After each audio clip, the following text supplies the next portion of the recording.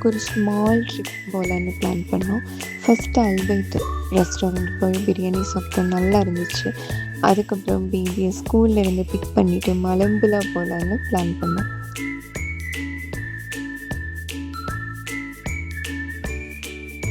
Weather ரொம்ப ப்ளசண்ட்டாக இருந்துச்சு, அதனால நேச்சரை என்ஜாய் பண்ணலான்னு கிளம்பிட்டோம்.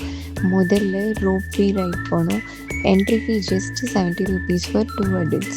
அங்கே போய் பார்த்ததும் வியூ ரொம்ப அழகாக இருந்துச்சு. டேம் வாட்டர், க்ரீனரி, ஃபுல்லாக ட்ரீஸ், ஃப்ரெஷ் ஏர், ரொம்ப பீஸ்ஃபுல் ஃபீலிங்காக இருந்துச்சு.